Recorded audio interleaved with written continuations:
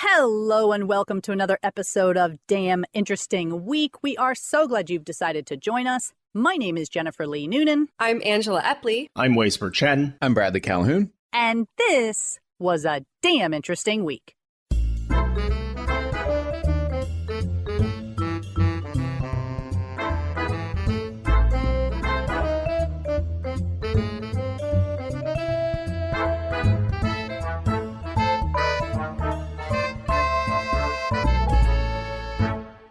So let's get started with our first link. First link. Okay, from the New York Times. Do you think your cat is being nice? Well, think again. No, I never thought my cat was being nice. Yeah, cat owners everywhere rolling their eyes in sync. But here's the subhead. A new study finds that sometimes cats groom each other specifically to be annoying.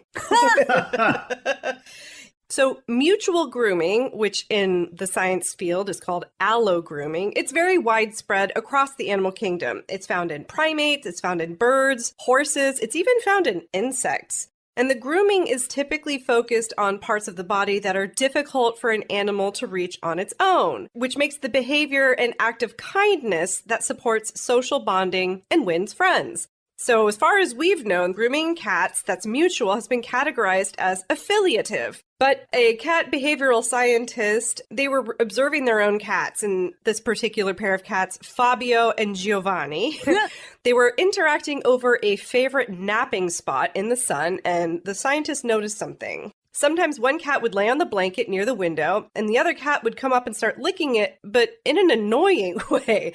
And in fact, the interaction would induce the licked cat to get up and forfeit the sunny spot. So in order to check whether this behavior was more widespread, Ms. Van Bell and her colleagues looked at 53 households across Europe with 2 or more cats. After telling the pet owners what to look for, the researchers had them submit videos of their cats' interactions. And then the scientists randomly selected a submission from each participant and used statistical analyses to tease apart the hidden nuance in cat licking behavior. So the results showed 2 things. One was consistent with typical grooming behavior. The cats licked each other on the head, neck, or ears, and in these videos, the cats were much more likely to mimic each other's body postures. Either they would cuddle together, or they would sit next to one another before and after the grooming. But on the other side of the coin, it was a lot closer to bullying. And these interactions were defined by differing body postures. So one cat might stand and lick the other sitting cat, and then the aggressive licks were followed by signs of stress in the licked cat, like staring or yowling or the ears going down.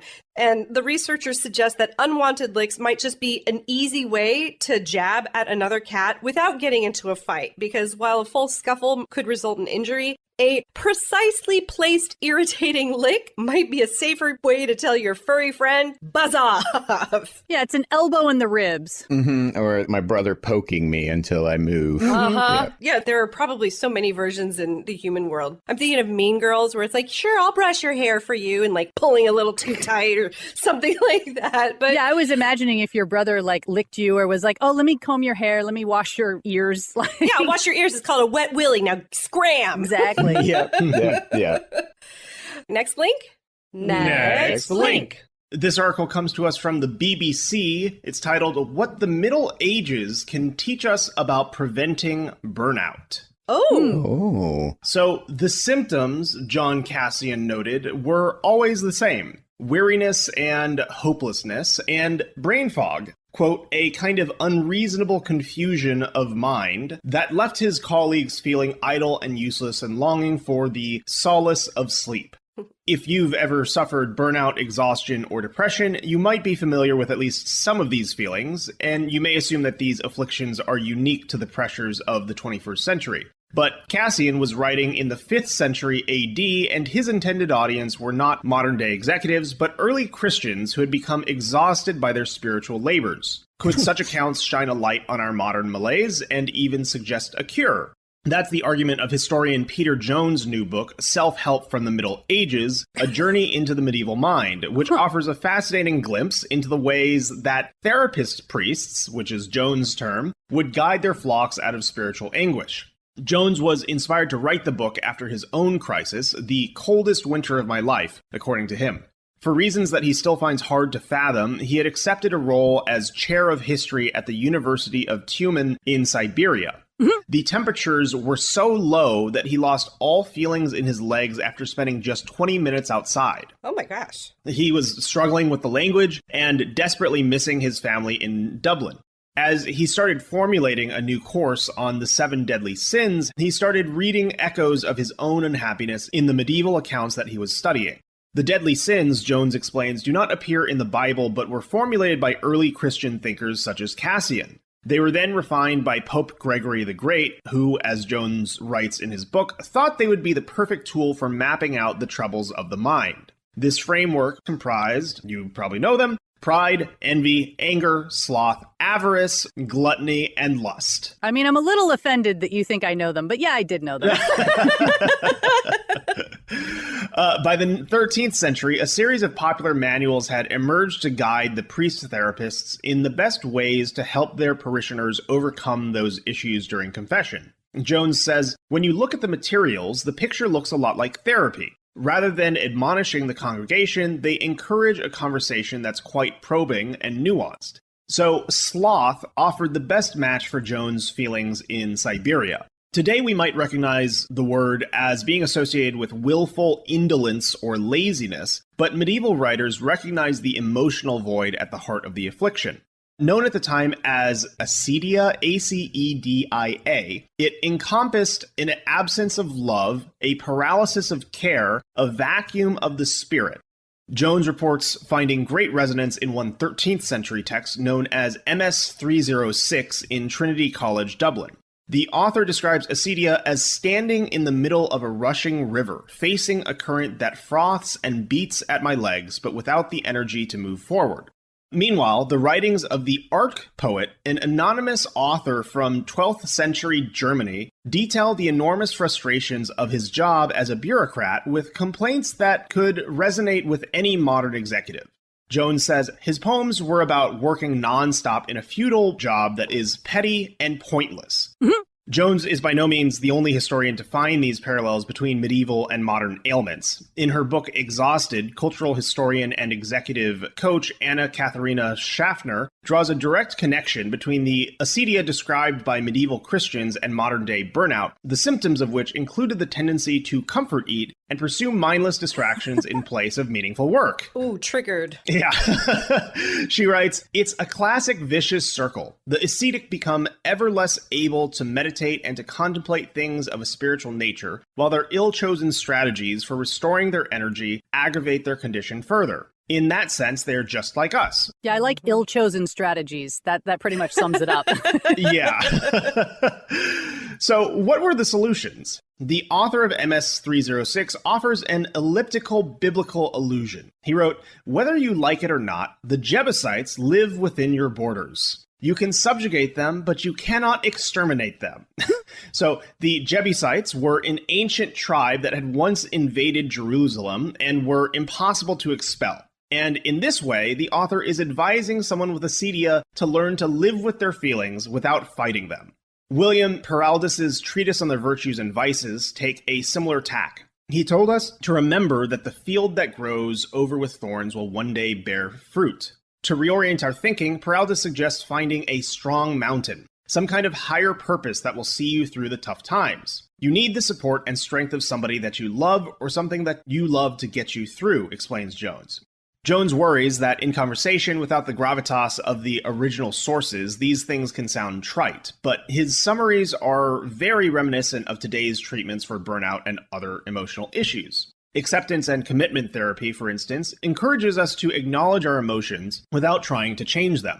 Perhaps most importantly, these medieval thinkers remind us of the power of self-forgiveness, which is another recurring theme in modern psychotherapy. Jones points to the 12th century writing of Bernard of Clairvaux, one of the co-founders of the Knights Templar. Jones explains he compared living a good life to running over a rough terrain, and says that anyone who runs for a long enough distance is going to fall down or stumble. There's great consolation, he says, in simply recognizing that you are not alone in your suffering. Whatever your affliction, people will have been feeling this way for thousands of years. It's comforting to feel company of people in history. Sort of. Yeah, I mean, it's nice. I have to say I'm disappointed that I was really hoping the medieval monk was going to tell me cheese was the answer after all. So, Yeah, we just didn't have enough of it. yeah, no, but it turns out it's all the things we know are the right thing to do, like self-forgiveness. Yeah. Okay, fine. Yeah. Easy. It sucks. Easy. Yeah. Next link. Next link. We will stay in the world of burnout. Oh, Aww. Yeah, this comes from Incogni. The Great Digital Fatigue, how digital burnout is changing social media use. Yay, actually, in my opinion, on this one. But for what it's worth, the researchers surveyed 1,000 people, which normally I would say, that's not enough. But this one feels good, so I'm going to say that's enough. right. So more than half of participants indicated that maintaining an online presence feels like work. It is. Oh, for sure. The pressure is strongest among younger users, with 60% of Gen Zs agreeing compared to 38% of baby boomers. The latter is still a high number for a generation known to have lesser rates of digital participation. The findings suggest that online participation is increasingly experienced not simply as entertainment or connection, but as another responsibility to manage. The survey asked respondents whether checking their messages provoked any notable emotions. Peacefulness was the most common reported feeling, cited by 27% of survey participants. Anxiety followed at 22%, while 21% reported feeling relaxed. Yeah, that feels right. Right, but the tension was particularly visible among Gen Z respondents who stand out by experiencing negative emotions most frequently. 34 experienced anxiety when not checking their messages, and 29% experienced fear of missing out. They're followed by millennials, although a notably lower rate, surprisingly, 26 and 21%. But Gen Z and baby boomers experience both negative and positive emotions less frequently. Did I miss it, or is this yet another study that just pretends Gen X doesn't exist? Yes, we don't exist. Okay, What Gen X? I just thought, I was like, maybe No, it was in there. They did. Okay. We're in there with. They throw us in with the baby boomers. How dare they? Okay. Sometimes. Wow. No, but they do have us, and they have All right. a lot of charts are on this in this article, so they do have Gen X separated out from millennials, from Gen Z, and baby boomers. But those of us that are in the middle between Gen X and millennials, we never get counted. Listen, we're at war. You got to pick a side. I can't help you. Well, yeah, that's for my next article. Yeah. The pressure to remain constantly connected is not the only factor driving the digital fatigue. As we all know, the tone of online spaces also appears to be pushing users away. Researchers found that 44% of respondents want to withdraw from social media due to the political content. That's what pulled me away. 14% indicated that they strongly agree, and 30% said they agree. The clearest sign of digital withdrawal is actually not mass account deletion, but a decline in activity sharing. And again, there's a nice graph here that has your posting frequency changed over the last 5 years, and 55% of people are saying, nope, we're not posting. Gen Z was the only generation to go against this trend, with 16% indicating that they now post more frequently than they did 5 years ago. Well, yeah, but a lot of them 5 years ago were too young to be allowed to have social media. Great point. Though, you know, a lot of Gen Z kids did have cell phones when they were 9. Right. Yeah. Overall, however, the dominant directions towards quieter, more controlled participation, fewer posts, smaller audience, and greater caution seems to be the direction we're moving. But that's a good thing. I mean, I Agreed. think the correct thing is if it's not working for you, just back off and don't use it. Don't get angry about it, because that feeds into that same mechanism. Yep, starve it out. I mean, I will say I'm bucking the trend in the sense that I actually post quite a lot more now than I did 5 years ago. But that's because I used to be on Twitter, which was horrible. Even before, it was still horrible. And I got nothing out of it. And now I've moved to Blue Sky, and I've really curated down a very tiny little group of people. And there is no algorithm there. So I really only see what I want to see. And I'm not making this an ad for Blue Sky, because there's definite drawbacks to it in general still. But it's that thing, I think, where Gen Z especially is figuring out their own balance of, I'm going to get what I want out of this that is good, and I'm going to walk away from the parts that are bad. And I applaud that. That's fantastic. Amen. Mm-hmm. The children will save us. Let's hope. No pressure, kids. No pressure. All right, next link. Next link. All right, well, this next one doesn't have as much information as we would probably like, but what it does have is pretty amazing. It's from people.com, and it's called In Game-Changing Development, Endometriosis Can Be Diagnosed Using a Rapid Saliva Test. Whoa. Yeah. So endometriosis is a reproductive disorder in which uterine tissue grows outside of the uterus, causing irregular periods, chronic pain, fertility problems, and even digestive or breathing problems. And it's not that rare. It affects 10% of women worldwide, and the treatment can be anything from medication to surgery, depending on the severity as well as the location of the irregular tissue growth. Like, the breathing problems come because the tissue growth is on the lungs. It's crazy how bad it can get. Oof. But it's also very difficult to diagnose, with an average of more than 9 years between symptom onset and official diagnosis. Oh. And part of that is because doctors are often dismissive when a woman says, hey, my periods are really bad, or I have incapacitating cramps. But part of it is also because an official diagnosis requires a surgical biopsy of the tissue. So it's not the kind of test you can just run on a whim. But that second thing, at least, is about to change, or at least it's about to change in the UK. Because on July 7th, the National Institute for Health and Care Excellence, which is basically their version of the FDA, approved 2 new tests that can diagnose endometriosis in a completely non-invasive way. The first product is called EndoTest, and all it requires is a saliva sample from the patient, which is then examined in a lab for specific microRNA molecules associated with endometriosis.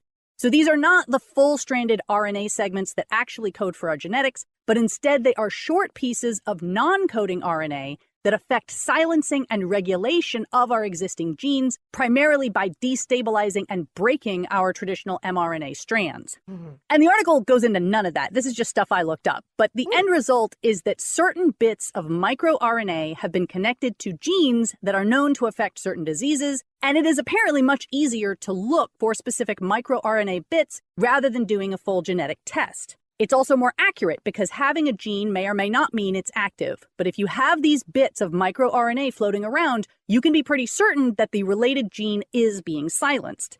And this is just a test for one type of microRNA that we've identified. But the Nobel Prize in Medicine went to microRNA research in 2024. So this seems like a field where, 20 years from now, we might have saliva tests for a whole range of diseases. At the same time, there's the second test that just got approved, which works in another completely different and still non-invasive way.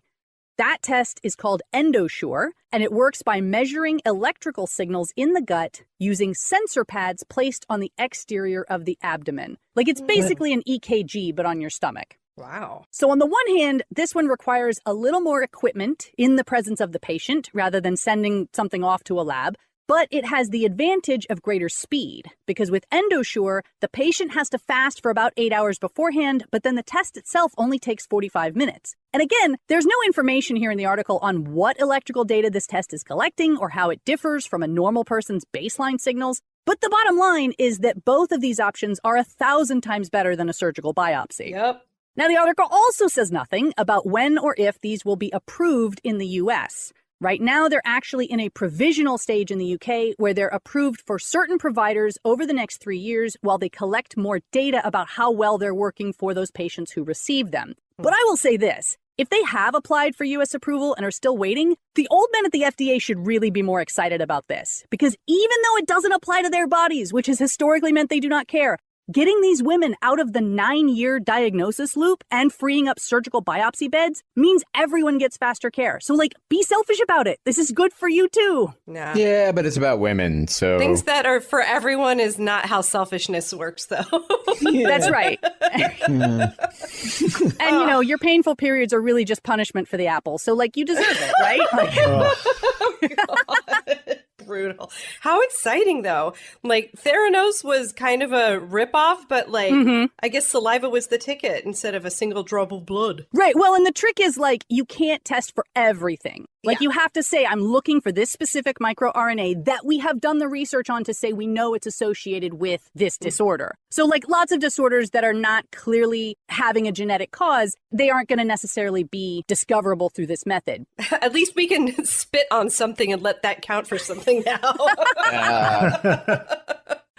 Next link? Next link. All right, from futurism.com. The pollution being churned out by AI data centers is so severe that it's almost incomprehensible. Okay.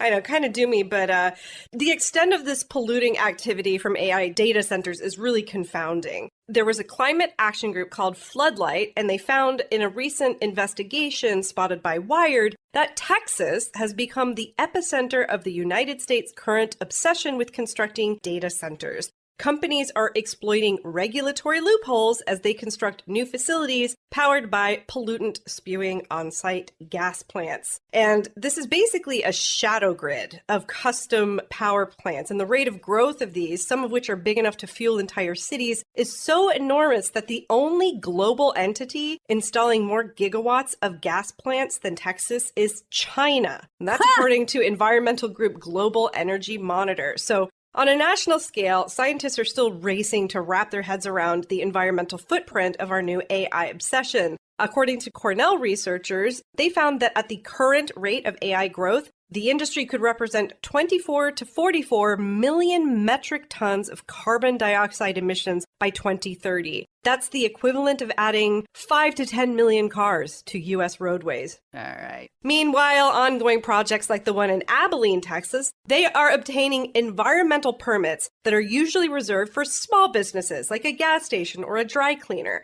But the project facilities feature a whopping 62 diesel backup generators, making it orders of magnitude bigger than smaller ventures that use just one or two. According to Floodlight, at least 38 data centers in Texas are using these kinds of regulatory loopholes to gain permits for on-site power sources, representing northward of 2,100 backup diesel generators and yearly emissions of 2,500 tons of nitrogen oxides, which, if you didn't know, are highly toxic gases. So a common tactic for operators in Texas, according to Floodlight, is they announce a small data center development. It'll come in under pollution thresholds, and then once it's established, it suddenly expands. And of course, by then, for residents, it's too late to do anything against the data center expansion. The only chance to stop something like this is to do it before the permit is issued through the public participation process, which might be why we're seeing a whole lot of people in town halls, if not in Texas, at least around the U.S. and really around the world, start to speak up very, very early on. Yeah. If they promise it's small, they're lying. Yeah. That's it. Good luck. Next link. Next link. Well, this article is a little more positive, comes to us from phys.org. It's actually quite positive if I'm understanding it correctly. It's titled, New Process Turns Mixed Plastic Waste into Hydrogen Fuel Without Sorting. Oh. Yeah.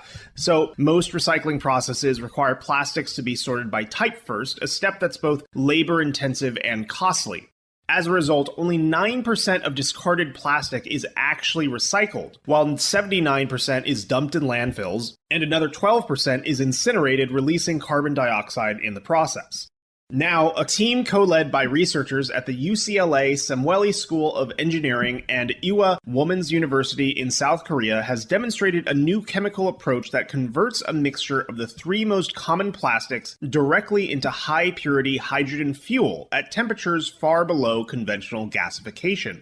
Published in Proceedings of the National Academy of Sciences, the study shows that alkaline thermal treatment, ATT, can efficiently handle mixed polyethylene terephthalate, or PET, polyethylene, PE, and polypropylene, PP, waste in a single reactor, very long sentence, yielding hydrogen gas with purities exceeding 90%. Without requiring any sorting of plastic types. Wow. Co-corresponding author Ah-Hyung Alyssa Park said, "We are solving two urgent global problems at the same time. Plastic waste is accumulating at alarming rates, and clean hydrogen is essential for decarbonizing energy.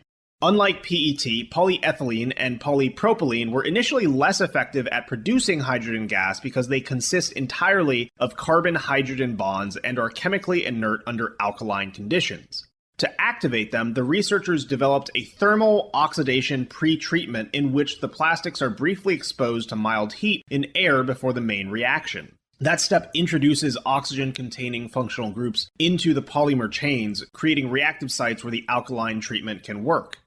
Once activated, all three plastics decompose efficiently. Carbon released during the reaction is captured by the sodium hydroxide reagent and converted to solid sodium carbonate rather than escaping as atmospheric carbon dioxide.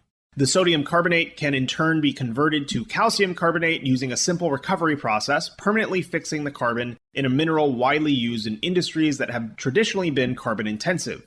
High-temperature gasification can handle unsorted mixed plastics but releases substantial carbon dioxide. ATT is the first application of the team's method to address all three limitations at once. I'm glad there's smart people in the world, because I couldn't have done any of that, but I'm so glad somebody has started working on it. Truly. Yeah. And I mean, if this gets deployed at scale, if it is viable in that way, I mean, it's like a win-win-win all around. So yeah, there's a little hopium for you today. Yay! Yeah, well, and you can go backwards and do some of our backlog of plastics that we feel like right now we just can't get rid of. Like Yes. it doesn't just stop things going forward. It means we could actually start making a dent in the existing problem of like, the ocean and all the places where plastic hangs out. Yeah. Next link. Next link. Well, now I feel really bad. Oh, is this a bad article? Yeah, mine's not. That hopium you had, it's still good for plastic. It's still there. Yay. Yeah. This one's also a little bit of a trigger warning. We will be talking about slavery a little bit and America's history. So this comes from The Conversation. When a congressman beat a senator unconscious, America confronted the limits of free speech. I suppose that's a version of free speech if you beat somebody. Well, we'll talk about that. Yeah. On May 22nd, 1856, Preston Brooks strode into the United States Senate chamber and beat Senator Charles Sumner unconscious with a cane. Jeez. Brooks, a South Carolina congressman, was retaliating for a speech Sumner had given condemning slavery and personally insulting a relative of Brooks. I had to look that up. He called Brooks's wife a harlot. Oh, okay. Yeah. Though lasting only a minute, the beating had far-reaching consequences, and it pushed America one step closer to the Civil War. Mm-hmm. So the author of this is a history professor at Virginia Tech and was writing a book on this. Before I get there, though, there is a great picture of Alexander Stephens, and it's a two-split picture, one of him from profile and one of him up front. And it is the first photoshopping I've ever seen.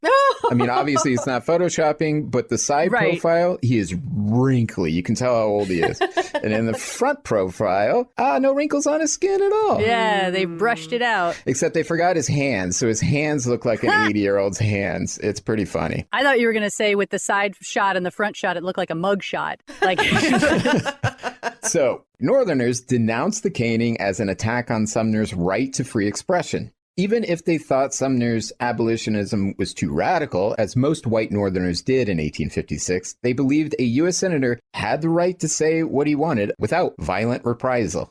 Defenders of Brooks insisted any abolitionist speech was too incendiary to deserve protected status.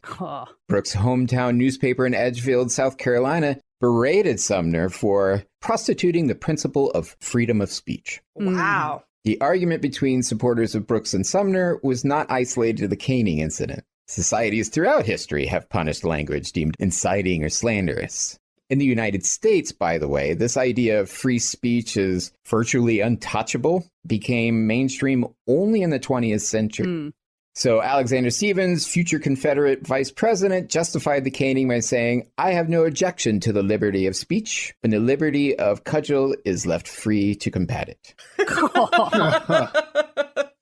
While most Northerners in 1850 continued to value freedom of speech over violence, the caning convinced some that they must respond in kind. One Minnesota newspaper editor hoped that every Northern member will fully arm themselves and, if necessary, plant cannons by the side of his desk to be used as the most efficient argument in favor of free speech. Wow. And coming back, the logic that language could constitute violence, it's resurfaced in our time, but mostly as hate speech against marginalized communities, right? Yeah. But then also we have now the Trump administration saying that any sort of dissent is terrorism, right? Free speech in America, woo!